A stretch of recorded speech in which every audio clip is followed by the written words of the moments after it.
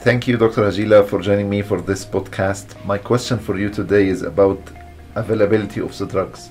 Do you think if drugs are more available and there are more liquor stores available, is this gonna increase or worsen the addiction problem? Well, this is actually a two-part question. One part is, what does the availability of drug mean in terms of volume of use? And the other one is connected with addiction. So I'm going to separate the two questions out because addiction is a primary chronic brain disease. So exposure to drugs actually does cause problems and complications, but exposure to drugs alone doesn't cause addiction. Having said that, availability of the drugs does increase the volume of use.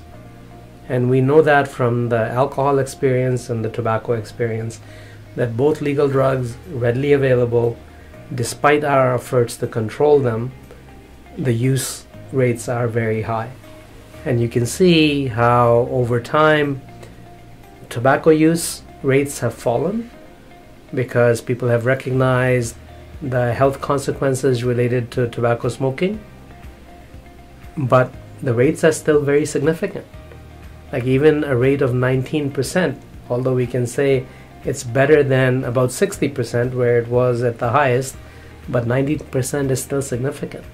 That despite the problems, we still have a significant number of people in our society who choose, in quotation marks, who fall prey to addiction involving tobacco.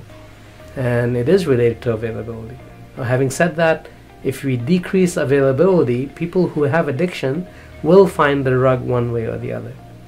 So the problem of availability is connected to volume of use.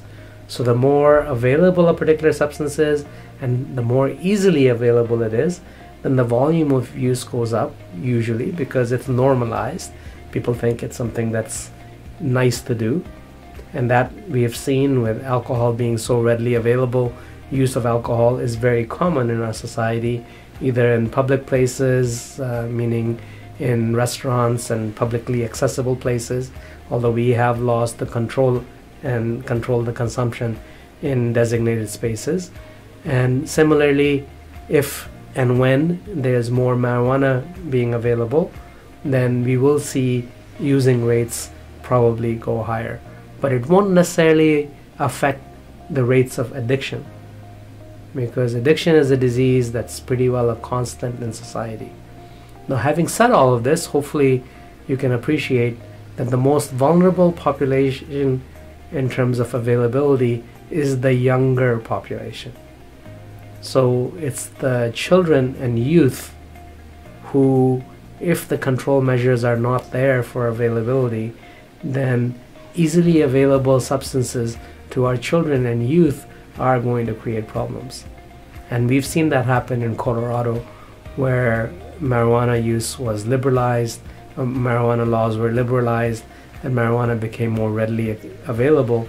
So it was children that started to experience the adverse effects more.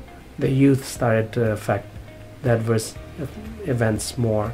The drivers who smoked marijuana and got behind the wheel. So those are the problems that we're going to see.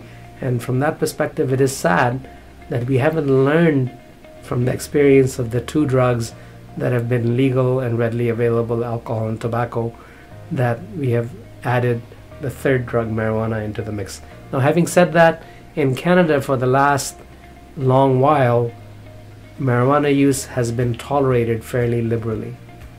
So even though the laws have been there, the laws have not been enforced. So we'll see. Time will tell. Alberta is in a very interesting position because we have the highest rates of cannabis retailers anywhere in Canada. So we'll see if our use rates are going to be higher than other places. Although having said that, we already know that Eastern Canada has higher rates of use. There are more users in the eastern part of Canada than there are here. Now, that hasn't been correlated very well into prevalence of addiction because our figures related to prevalence of addiction and appreciating what the actual rates are is pretty crude. So we don't have good numbers to what are the interregional differences amongst people who have addiction. Now, having said that, since we've also talked about addiction beyond substances, and certainly I can use Alberta as an example, the work ethic is very strong in Alberta. So I would posit that a lot of people in Alberta who work hard and play hard, their use of drugs can be episodic. And marijuana use is something that is not usually episodic. Marijuana users, people who use marijuana, will use it more regularly. Whereas with alcohol, we see episodic use. With cocaine, we see episodic use. With tobacco, we see more regular use. So this is where there are many, many factors in addition to availability that affect the use patterns. But having said all of that, I'm glad you've asked this question, because availability is a huge factor, especially for our younger population, the children and youth. Thank you, Dr. Hajela, for answering all my questions.